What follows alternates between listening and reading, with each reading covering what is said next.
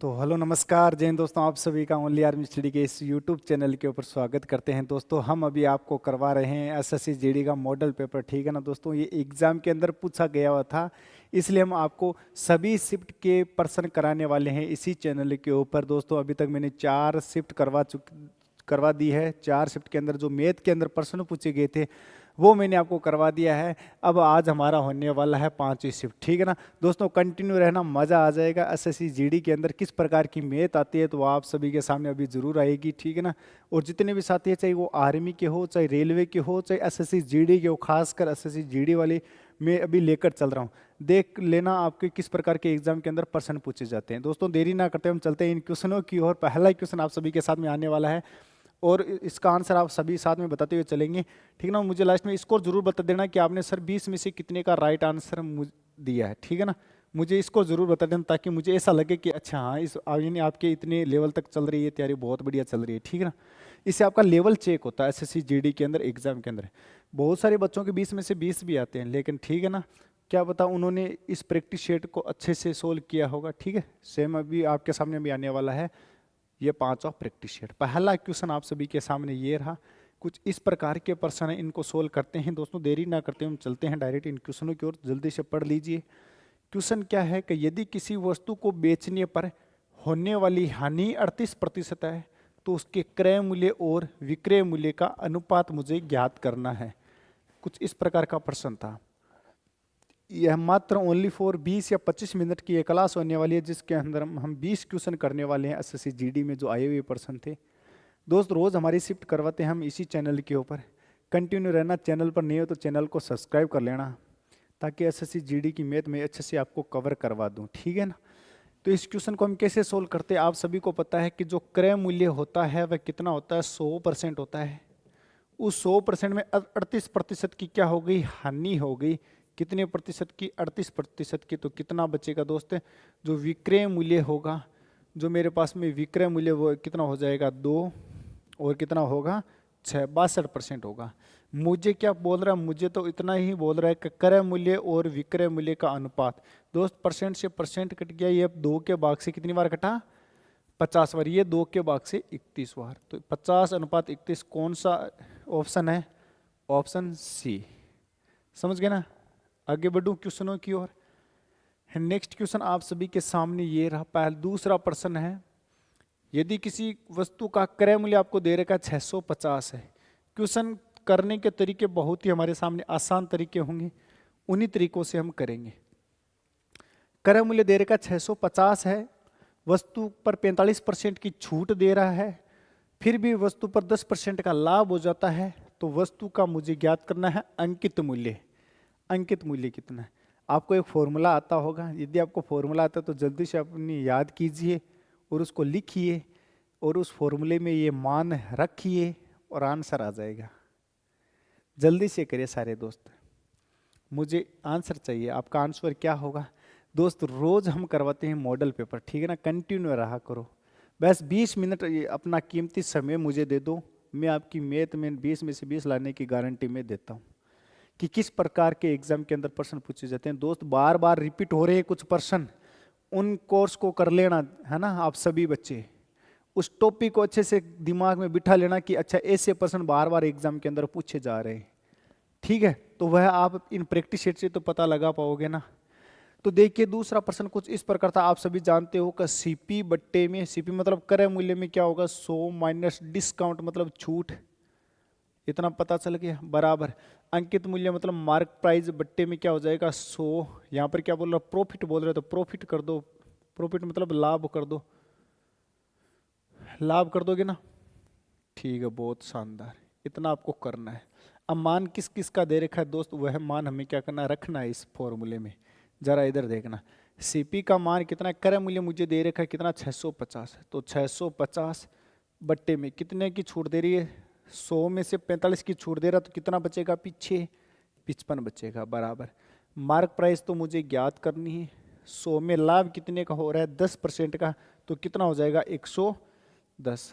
दोस्त ये 110 आ जाएगा इधर गुणा में, तो 650 बट्टे में 55 है ही है और गुणा में कितना आ गया 110। बराबर में क्या हो जाएगी, मार्क प्राइस मतलब अंकित मूल्य। ये अंकित मूल्य होता है। सोल्व करेंगे, 5 के भाग से कटा 11 बार, 5 के भाग से कटा 13 बार, 11 के भाग से कितनी बार कटा, 11 के भाग से कितनी बार कटा 10 बार, और एक पहले से 0 कितना हो जाएगा, मार्क प्राइस कितनी हो जाएगी इसकी 1300 रुपये हो जाएगा। कुछ इस प्रकार का ये प्रश्न एग्जाम के अंदर पूछा गया था। उम्मीद करता हूँ सभी बच्चों के समझ में आ गया होगा और ये आपको फॉर्मूला याद भी होगा। समझ गए ना सारे के सारे मित्र। अगले क्वेश्चन की ओर बढ़ूं।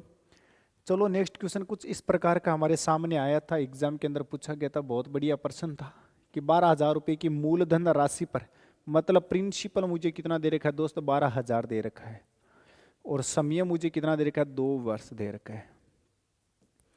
ये बोल रहा है कि चक्रवृद्धि ब्याज उसी अवधि में साधारण ब्याज 4,320 रुपये अधिक है।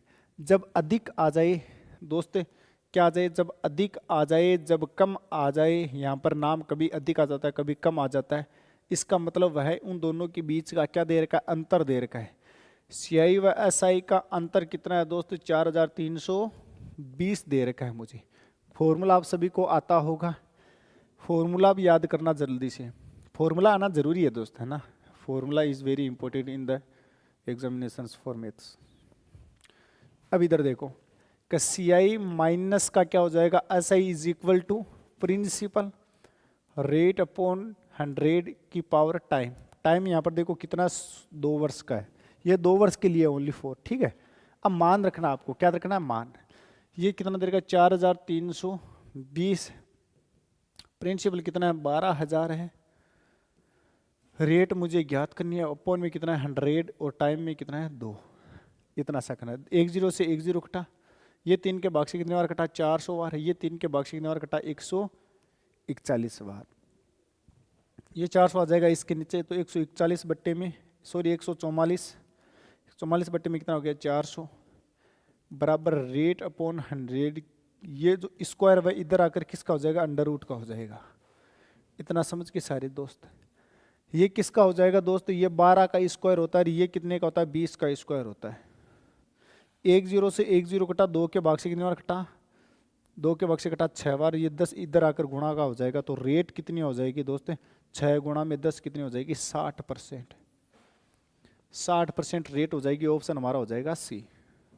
बिल्कुल आसान प्रश्न था, लेकिन आपको फॉर्मूला आना बहुत जरूरी है दोस्त। एग्जाम के अंदर इतनी मैथ आसान थोड़ी ना है, कुछ तो आपको याद करना पड़ेगा, मेहनत तो आपको करनी पड़ेगी मैथ के अंदर। यदि आपने थोड़ी सी बहुत मेहनत कर ली तो आपका काम 100% बनेगा।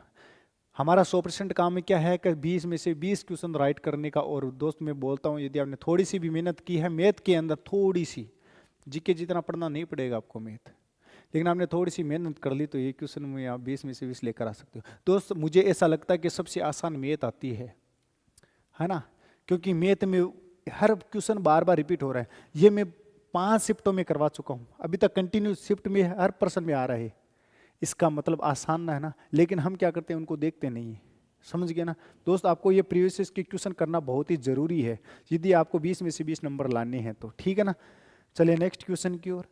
अगला क्वेश्चन कुछ इस प्रकार है कि एक नृत्य प्रतियोगिता में 40% विद्यार्थी लड़के हैं, शेष कौन है, लड़कियां हैं।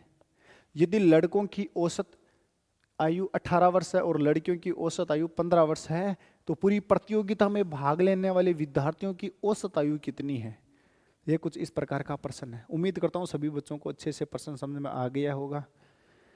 यदि प्रश्न समझ में आ गया तो मैं इसका सॉल्यूशन बताऊं उससे पहले आप 1 सेकंड में कर लो, इस प्रश्न को समझ लो, दिमाग में बिठा लो कि अच्छा ऐसे ऐसे प्रश्न होता है। ये बिठा लिया हो तो अच्छे से मैं बताऊं इस प्रश्न को। 100% विद्यार्थी है, 100% में से 40% लड़के हैं, तो लड़कियां कितनी % होगी, 60% होगी। यह तो आप सभी को पता चल गया होगा। इतना यदि आप सभी को पता चल गया तो अब मैं प्रश्न में आगे बढ़ूं। चलो प्रश्न देखते हैं कि 100% टोटल विद्यार्थी थे, जिसमें से लड़के कितने हैं, बॉयज कितनी है दोस्त, बॉयज 40 और लड़कियां कितनी है, गर्ल्स कितनी है दोस्त, 60%।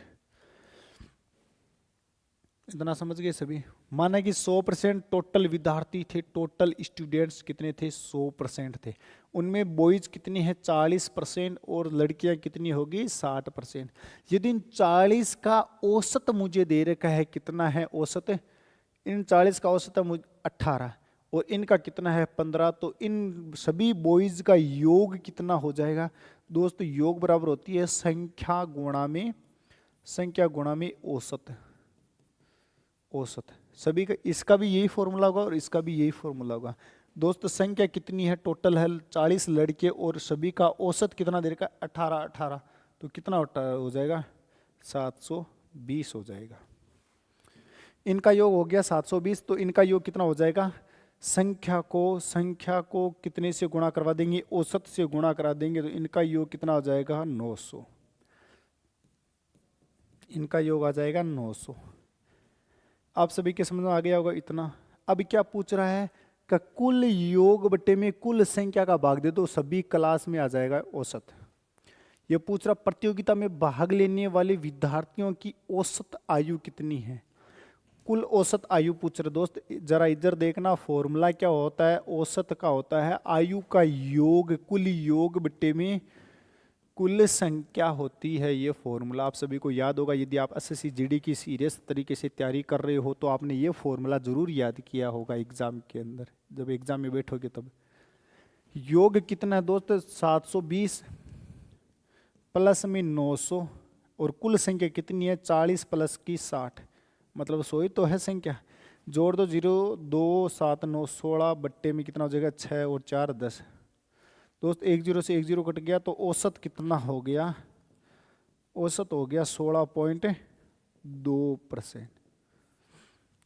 सॉरी, परसेंट मैंने क्यों लगा दिया पता नहीं, लेकिन 16.2 होगा औसत। कौन सा ऑप्शन है?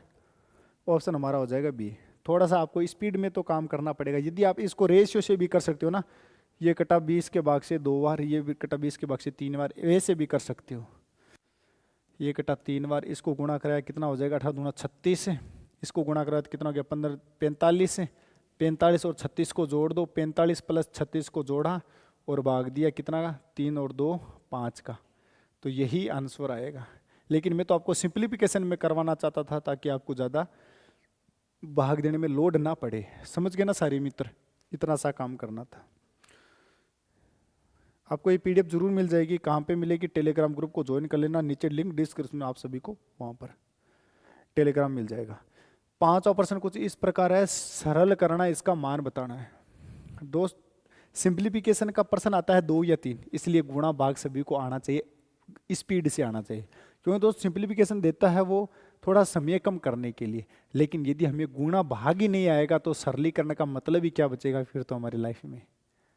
तो इसका मतलब गुणा भाग आपको स्पीड से आना चाहिए कि 2 से 2 कटा टक टक, इस प्रकार का प्रश्न। ठीक है, चलते हैं हम इस क्वेश्चनों को सोल्व करने के लिए। क्वेश्चन कुछ इस प्रकार है कि सबसे पहले तो हमें करना पड़ेगा भाग। तो 1008 माइनस 40 गुणा में 10 का 20 में भाग दिया तो कितनी बार गया? 2 बार। फिर क्या करना है? जोड़ना है। तो 1008 में जब मैंने 2 जोड़ा तो कितना हो गया? 1010 हो गया। उसमें से 80 क्या करना है? घटाना है। तो कितना बचेगा दोस्त? 930 बचेगा। कौन सा ऑप्शन आ जाएगा? बिल्कुल आसान था भाई। 10 में से 8 गया तो 3 ही, सॉरी 11 में से 8 गया तो 3 ही तो बचेगा। आगे बढ़ूं?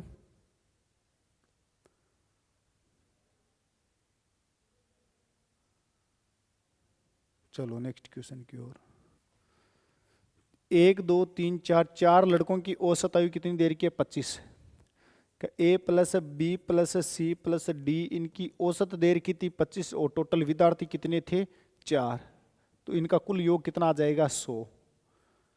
औसत को मैंने संख्या से गुणा करवा दिया। संख्या कितनी? 1 2 3 4। 4 को मैंने औसत से गुणा करा दिया तो योग आ गया कितना? 100। ठीक है। इनमें से ये बोल रहा है कि इन दोनों का योग बी और सी, सॉरी बी सी, यहाँ पर संख्या अलग है थोड़ी है ना, B plus C plus D plus E. ये बोल रहा है बी और सी की औसत आयु कितनी देर की है? 11। यदि एक बंदे की 11 तो 2 बंदों की कितना हो जाएगा? टोटल 11 दूना 22। समझ गए ना? वरना औसत को आप 2 से गुणा करवा लेना, कितना हो जाएगा? 22 हो जाएगा। इनका योग कितना हो जाएगा? 22 प्लस में ये कितने बंदे हैं? 2। ये 2 ही तो बंदे हैं, 2 अक्स मान लिया इनका औसत है। दोस्तों 2 अक्स बराबर कितना हो गया? 100 माइनस 2 कहेंगे तो कितने बचेंगे? 78। तो औसत कितना हो जाएगा? अक्स बराबर कुल योग कितना है 78 इन दोनों का। भाई आप 2 अक्षर नहीं रखो तो ये रख दो, डी प्लस ई रख दो, डी प्लस ई रख दिया, और डी प्लस ई का योग कितना हो गया 78। मुझे क्या पूछ रहा है, औसत पूछ रहा है कि इन दोनों का औसत कितना है। कुल योग कितना है 78, और बंदे कितनी है 1 और 2, संख्या कितनी है 2 ही तो है, तो मान कितना आ जाएगा 39 आंसर आ जाएगा। कौन सा ऑप्शन है, ऑप्शन नंबर सी। क्या आप सभी के इतना समझ में आया? बहुत बढ़िया। चलो आगे प्रश्न की ओर। औसत के 2 या 3 प्रश्न आते हैं तो औसत को अच्छे से पढ़ लेना सारे के सारे बच्चे मिलके, है ना दोस्त, पढ़ना जरूरी पड़, यदि एग्जाम को फाइट करना तो पढ़ना जरूरी है। 7वां प्रश्न हमारे सामने है, हम थोड़ा स्पीड से करें ताकि बच्चों को 20 या 25 मिनट का ही वीडियो ये मिल पाए, है ना, इसलिए मैं थोड़ा जल्दी जल्दी बता रहा हूँ कि इस प्रकार के प्रश्न थे, इनको ऐसे सोल्व करना था। ठीक है, होशियार तो आप सभी हो, लेकिन मैं तो आपके सामने प्रस्तुत कर रहा हूँ प्रश्न की, ऐसे प्रश्न एग्जाम के अंदर पूछे गए थे दोस्त। ठीक है ना, मैं तो आपकी जो सफलता में कुछ अपना पल दे रहा हूँ ताकि आपको भी लगे कि हाँ यार मैंने प्रैक्टिस तो वहाँ से की थी, है ना दोस्त। ज़्यादा मेरा कुछ योगदान नहीं होगा आपकी सफलता के अंदर, लेकिन थोड़ा सा मैं कोशिश कर रहा हूँ। क्वेश्चन है, क्यू से एस तक 45 किलोमीटर की चाल चलता है। ये रहा क्यू और ये रहा एस, यानी क्यू से एस, ये रहा क्यू, ये रहा एस। इधर तो ये चल रहा है 45 किलोमीटर पर घंटे की गति से, और इधर ये वापस आ रहा है x किलोमीटर पर घंटे की गति से। ये बोल रहा है इनका औसत कितना है दोस्त, 36 किलोमीटर पर घंटा है। फॉर्मूला क्या होता है जब दूरी समान हो, जब दूरी समान हो तो औसत चाल का फॉर्मूला होता है, जब दूरी समान हो तो औसत चाल का फॉर्मूला क्या होता है, औसत चाल का फॉर्मूला क्या होता है दोस्त, बराबर 2v1 गुणा में v2 बट्टे में v1 प्लस v2। आप सभी ने ऐसा पढ़ रखा होगा कहीं ना कहीं तो, औसत चाल का फॉर्मूला। अब उसमें मान रख दो, जिसका मान दे रखा है उसका मान रख दो, जिसका मान नहीं दे रखा है उसका मान ज्ञात कर दो आप सभी। तो क्या हो जाएगा, औसत चाल कितनी है मेरे पास में 36 दे रखी है, 36 बराबर 2, v1 का मान कितना दे रखा है दोस्त 45 दे रखा है, v2 का मान मैंने मान लिया अक्स है, क्या मान लिया मैंने अक्स मान लिया, बट्टे में कितना हो जाएगा 45 प्लस का अक्स हो जाएगा। दोस्त सोल्व करूं तो कैसे सोल्व करूंगा, 2 के भाग से कितनी बार कटा 18 बार। अब 9 के भाग से पूरा पूरा कट रहा है ना, जैसे कैसे, ये 9 के भाग से कटा 2 बार, ये 9 के भाग से कटा 5 बार, 9 दूनी 18, 9 पंजो 45।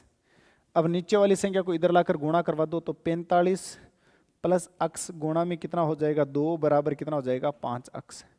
2 को अंदर गुणा करवाया तो 90 प्लस का 2 अक्स, और उधर कितना है 5 अक्स। 2 अक्स उधर जाकर कितना हो जाएगा माइनस का 2 अक्स, तो 5 में से 2 गया तो कितना बच गया 3 अक्स, और इधर कितना 90, तो अक्स का मान कितना आ गया 30 आ गया। यही तो मैं आंसर में बताना था कि अक्स का मान कितना है 30 किलोमीटर पर घंटा है। नेक्स्ट क्वेश्चन देखना, 8वां क्वेश्चन है कि मिंटो अकेले एक मेज को 75 दिन में बना सकता है, जबकि पिंटो अकेले इसे 150 दिनों में बना सकता है। पिंटो ने काम शुरू किया और 30 दिन तक काम किया, तो शेष मिंटो शेष काम कितने दिनों में पूरा करेगा। दोस्त क्वेश्चन बहुत ही शानदार है और मुझे मजा आ जाएगा ये बताने में इस क्वेश्चन का सॉल्यूशन। दोस्त मैंने बार बार ये प्रश्न बताया आप सभी को, एग्जाम के अंदर आएगा और ये प्रश्न पूछा भी गया है। देखते हैं किस होगा ये क्वेश्चन। दोस्त मिंटो कर रहा है किसी काम को 75 दिन में और पिंटो उसी काम को 150 दिन में कर रहा है। दोनों का कुल काम कितना होगा, इन दोनों का एलसीएम ही तो कुल काम होगा। कुल काम है 150, इसकी कार्य क्षमता एफिशिएंसी कितनी हो जाएगी दोस्त 2 हो जाएगी, और इसकी कार्य क्षमता कितनी होगी 1। यानी पिंटो एक दिन में 1 ही काम करता है और मिंटो एक दिन में 2 काम करता है। ये 2 कहां से है, 150 में 75 का भाग दिया तो 2 आ गया, 150 में 150 का भाग दिया तो 1 आ गया। अब जरा देखना, ये बोल रहा है कि पिंटो ने काम शुरू किया और 30 दिन तक काम किया। भैया पिंटो ने काम शुरू किया 30 दिन तक काम किया तो कितना काम करेगा, यदि यह एक दिन में 1 काम करता तो 30 दिन में कितना काम करेगा, 30 ही तो काम करेगा। दोस्त 30 दिन में 30 काम किया तो 150 में से 30 को घटाया, यानी 30 काम तो कर दिया पिंटो ने, तो कितना काम शेष बच गया 120 ही तो बचा। भाई 150 में से 30 काम कर दिया, 120 बच गया। 120 काम कौन करेगा? हाँ, मिंटो करेगा। और मिंटो एक दिन में 2 काम करता है, तो कितने दिन में 120 काम कर देगा? 60 दिन में कर देगा। कौन सा ऑप्शन हो जाएगा? Option number D. चलो नेक्स्ट क्वेश्चन की ओर। समझ में आ गया तो बहुत बढ़िया, लाइक कर देना जरूर दोस्त, मजा आ जाएगा आपके लाइक से मुझे। क्वेश्चन अगला है, 9वां प्रश्न है कि यदि कोई वस्तु 20% की छूट के बाद 10% की हानि पर बेची जाती है तो क्रय मूल्य के प्रतिशत के रूप में वास्तविक अंकित मूल्य बताना है। दोस्त मैंने बार बार बोला है कि लाभ या हानि किन के बीच में होती है? क्रय मूल्य और विक्रय मूल्य के बीच की होती है। विक्रय मूल्य के बीच की होती है। क्रय मूल्य कितना है दोस्त?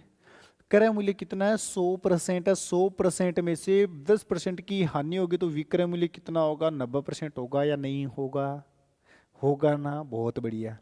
फिर क्या बोल रहा है कि छूट बोल रहा है। छूट किन किन के बीच की होती है दोस्त? अंकित मूल्य और विक्रय मूल्य के बीच की होती है। दोस्त अंकित मूल्य कितना है? 100% होता है। और 100% में से 20% की छूट दे दी तो कितने में बेचेगा? 80% में। और 80% का मान कितना है? 90। सही तो है। 80% का मान कितना है? 90। तो 1% का मान कितना हो जाएगा? 90/80 हो जाएगा। और मुझे मान किसका चाहिए? मुझे तो मान अंकित मूल्य का चाहिए। अंकित मूल्य पूछ रहे हैं तो गुणा में गुणा करवा दिया 100 से। दोस्त 10 से 10 घटा दिया, 900 में भाग दिया 8 का, तो कितनी बार गया? 112.5%। कौन सा ऑप्शन है? कौन सा ऑप्शन है? ऑप्शन नंबर हो जाएगा बी। इतना सा प्रश्न था, मजा आ जाएगा ना? आ गया होगा मजा ये क्वेश्चन देख के। हार्ड लग रहा था लेकिन हमने इसको क्या कर दिया? आसान कर दिया आपको ऐसे समझा के। चलो मैं नेक्स्ट क्वेश्चन की ओर, आप सभी की इजाजत हो तो चलो नेक्स्ट क्वेश्चन में क्या बोल रहा है। 10वां प्रश्न है क्या 3 बंदे हैं ए, बी और सी। एक काम को 16 दिन में करते हैं, यह उसी काम को 24 दिन में करता है और यह उसी काम को 35 दिन में करता है। वे तीनों मिलकर उस काम को कितने दिन में कर देंगे? तीनों मिलकर इस काम को कितने दिन में कर देंगे? ठीक है ना, कितने दिन में करेंगे? तो जरा मुझे बताना। एलसीएम आ गया, सभी को समझ में आ गया ना ये 96 में कैसे आया? इन तीनों का एलसीएम आ गया 96। 96 में 16 का भाग दिया तो कितनी बार गया? 6 बार। 96 में 24 का भाग दिया तो कितनी बार गया? 4 बार। 96 में 32 का भाग दिया तो कितनी बार गया? 3 बार। ये क्या गई? कार्य समता।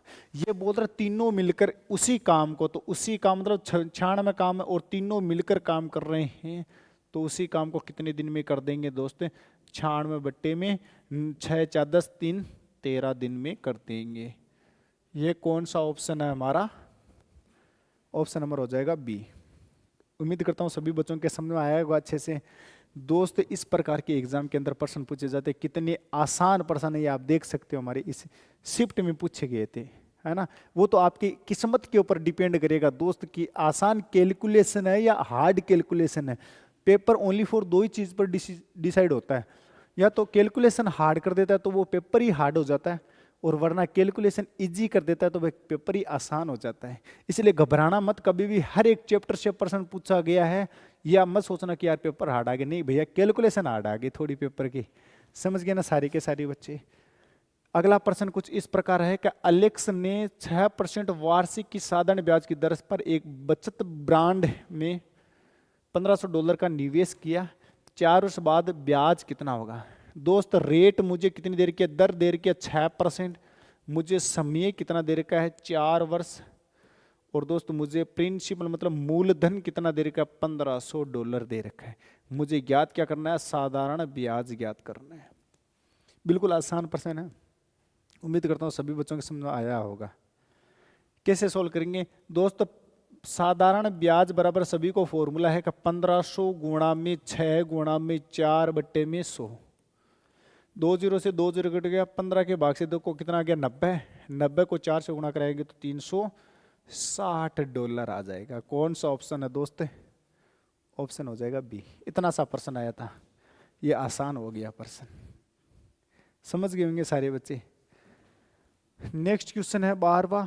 ये रहा, ये रहा, ये रहा, और इनको सोल्व करना है दोस्त। 91 को 7 से गुणा कराया तो कितना हो गया? 6 3 7। 49 को गुणा करवाना है 13 से, कितना हो जाएगा 6 3 7। 42 में 7 का भाग दिया तो कितना आ गया 6, गुणा में क्या करना है 5 करना है। तो 6 3 7 प्लस का 6 3 7 भाग माइनस करना है 30, तो कितना हो जाएगा 6 3 7 प्लस का 6 0 7, तो कितना हो जाएगा 7 7 14 4 6 दूनी 12 12 44। कौन सा ऑप्शन है? ऑप्शन नंबर हो जाएगा सी। सोल ही तो करना, ओनली फॉर सिंप्लीफिकेशन का प्रश्न आया था। अभी तक तो 2 आ चुके हैं प्रश्न। अगला प्रश्न देखना, अनुपात और समानुपात का प्रश्न है। कुछ इस प्रकार का है कि ये मान उठाकर इसमें रखना है, G अनुपात 2H अनुपात J। इसमें मान रखना है G का मान कितना दोस्त 5, H का मान कितना दोस्त 2, 2 गुणा 2 4 हो जाएगा। J का मान कितना है 1, तो रख दिया 1। कौन सा ऑप्शन है? ये कितना आसान प्रश्न पूछा गया था एग्जाम के अंदर, समझ गए होंगे सारे मित्र। ऐसे प्रश्न एग्जाम में प्रश्न पूछे गए थे। कुछ अलग अगला प्रश्न है हमारे सामने दोस्त। अभी ऑफलाइन की क्लास भी थी, ऑफलाइन की क्लास हो चुकी है, तो मैंने सोचा बच्चों को कुछ ऑनलाइन में भी दे दें आपको रिकॉर्ड करके, है ना। इसलिए मैं ऑनलाइन रिकॉर्ड कर रहा हूँ। अभी मैंने बच्चों को ऑफलाइन में बताया ये प्रश्न कि ऐसे प्रश्न एग्जाम में पूछे गए, तो उनमें हौसला लाया मैंने, ठीक है ना। और ये मैंने सोचा कि ऑनलाइन वाले बच्चों के लिए भी मैं कुछ ना कुछ तो करूँ, है ना। इसलिए मैं ये रिकॉर्ड करके अभी अपलोड कर रहा हूँ दोस्तों। मेरे हम क्या करेंगे, सभी शिफ्ट के प्रश्न आपको अपलोड करके देंगे, ठीक है ना, विथ सॉल्यूशन के साथ में। और बेस अभी से हमारे साथ में कंटिन्यू जुड़ जाना, चैनल को सब्सक्राइब करके क्लास को ज़्यादा से ज़्यादा प्लीज़ शेयर जरूर करना। जितने ज़्यादा बच्चे होंगे उतना ज़्यादा मज़ा आएगा। मेरा भी कॉन्फिडेंस बढ़ाने का काम आपके पास है, ठीक है ना। मेरा भी हौसला आप बढ़ा सकते हो, ठीक है ना, क्लास को शेयर करके और लाइक करके। मज़ा आ जाएगा, अपना छोटा भाई बड़ा भाई मान के, ठीक है ना। इतना काम जरूर कर देना जितने भी साथी है। क्वेश्चन है, इसको सोल्व करना है। चौक दो प्रश्न है कि 18 में से क्या घटाना है 3/2 गुणा में करना है 4 + 1। 18 माइनस 3/2 गुणा में 4 और 1 हो गया 5, 5 3 15, 15 में 2 का भाग दिया तो कितनी बार गया 7.5। ये किस में से घटाना, 18 में से घटाना, तो कितना बचेगा दोस्त 10.5 आंसर आ जाएगा। कौन सा ऑप्शन हो जाएगा? बी आंसर हो जाएगा। ठीक है, आगे बढ़ूं। चलो नेक्स्ट क्वेश्चन हमारे सामने है, ये रहा 15 प्रश्न है कि 22 11 44 के एलसीएम और एचसीएफ का अनुपात मुझे बताना है। दोस्त ये प्रश्न हकीकत में बात बताता हूँ, ये प्रश्न एक बार मैंने पहले भी बताया, पता नहीं वो दूसरी शिफ्ट थी या तीसरी शिफ्ट थी, अभी दूसरा मॉडल पेपर है या तीसरा मुझे पता नहीं, लेकिन ये प्रश्न बार बार वापस आ रहा है ना। इसी क्वेश्चन को मिला लेना आप सभी बच्चे। चलो मैं क्वेश्चन को बताऊं। देखो एलसीएम एचसीएफ क्या होता है, देखो जल्दी से देख लो एक बार। 11 22 और 44, इसका मुझे क्या बताना, एचसीएफ बताना है। 11 का भाग जा रहा है इसमें 1 बार 2 बार और 4 बार, ये तो हो गया एचसीएफ। वापस दो 2 का भाग 1 बार 1 बार 2 बार, वापस दो 2 का भाग 1 बार 1 बार 1 बार, 2 गुणा 2 4, 4 गुणा 11 कितना हो गया, एलसीएम कितना हो जाएगा उसका 44। ये बोल रहा है 44 और एलसीएफ कितना 11 का मुझे क्या अनुपात बताना है। तो ये इसमें भी 11 का भाग गया एक बार, इसमें 11 का भाग गया 4 बार, तो कौन सा ऑप्शन हो जाएगा 4:1 हो जाएगा। आगे बढ़ूं थोड़ा सा, प्लीज जल्दी की बाजी के चक्कर में है ना राइटिंग सही से नहीं लिख पा रहा हूँ, लेकिन आप एडजस्ट कर लेना, आपके समझ में आना चाहिए। मेरा मेन मकसद है आपको समझाने के कि ऐसे प्रश्न एग्जाम के अंदर पूछे गए थे। तो दोस्त आप भी एसएससी जीडी में 20 में से 20 नंबर ला सकते हो मैथ के अंदर, मुझे इतना विश्वास है। यदि आपको ये समझ में आ रहा है तो आप भी ला सकते हो, ठीक है ना। प्रश्न पूछा गया था कि घन का कुल पृष्ठीय क्षेत्रफल, ये कल भी प्रश्न आया था, घन का कुल पृष्ठीय क्षेत्रफल क्या होता है 6a² बराबर कितना होता है 726 होता है, तो a² बराबर कितना हो जाएगा 121 हो जाएगा।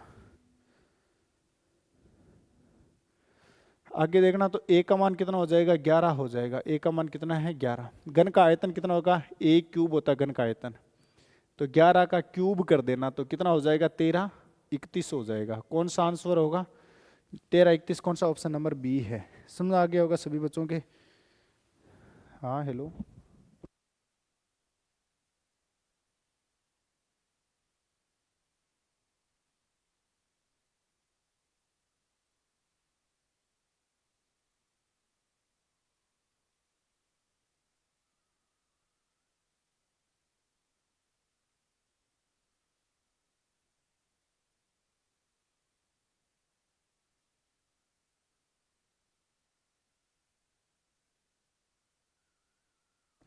इधर देखना, ये हो जाएगा 1331, ऑप्शन नंबर हो जाएगा बी। अगला प्रश्न है 17वां। एक वस्तु के मूल्य में पहले 32% की कमी की जाए, फिर 44% की वृद्धि की जाए। यदि परिणामी परिणामी मूल्य ये है तो वस्तु का वास्तविक मूल्य क्या होगा। परसेंट से संबंधित दोस्त ये प्रश्न पूछा गया था एग्जाम के अंदर, और उम्मीद करता हूँ इस प्रश्न को आप गलत कभी नहीं करोगे, है ना। ऐसे प्रश्नों को कभी गलत मत करना दोस्त। आपको 20 में से 20 आपको नंबर लाना है, तो आपको मेहनत करना पड़ेगा, परसेंट को अच्छे से पढ़ना पड़ेगा। और ये तो इतना आसान है कि आप क्या ही बताऊँ मैं, तो इतना प्रश्न पूछा गया था।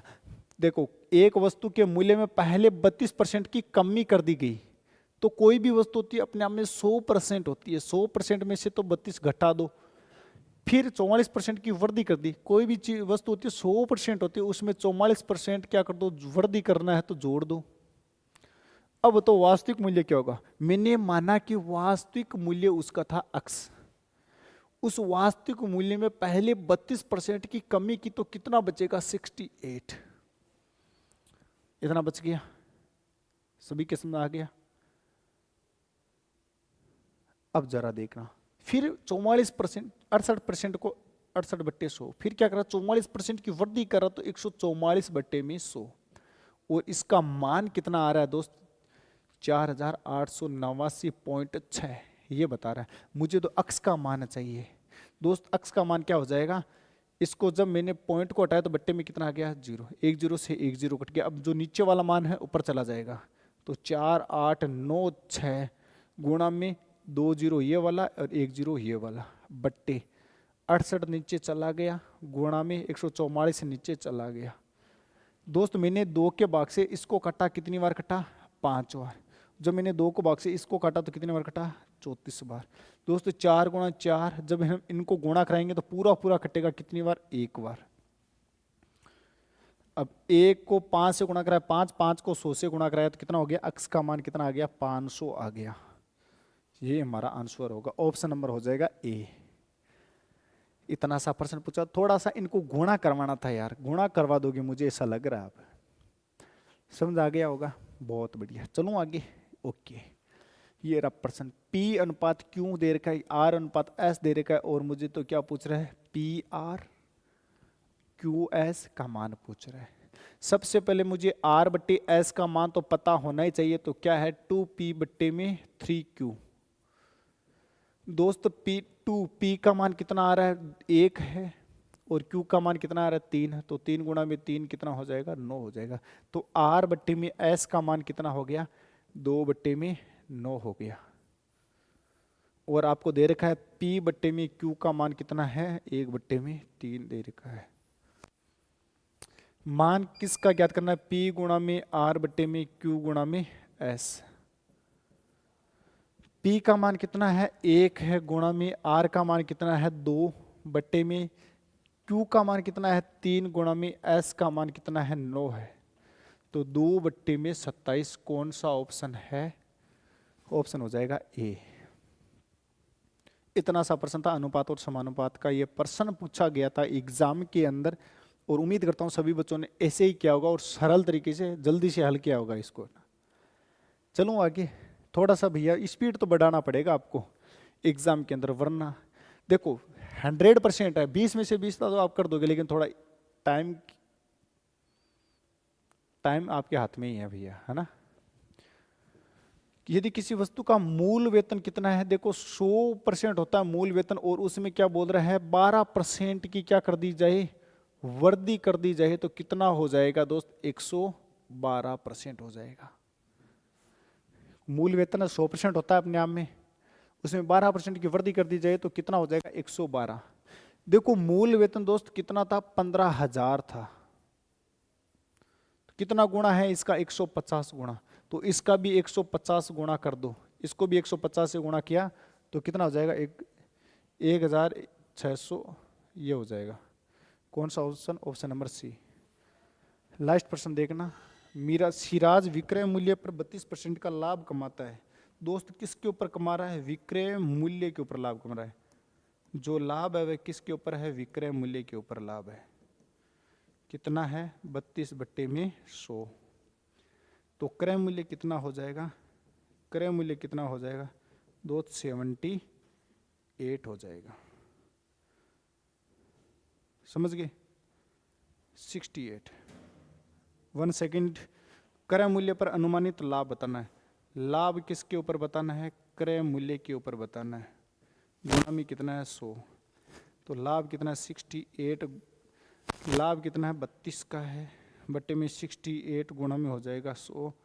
तो लगभग मान कितना आ जाएगा? 47% आ जाएगा। कौन सा ऑप्शन हो जाएगा? Option number D.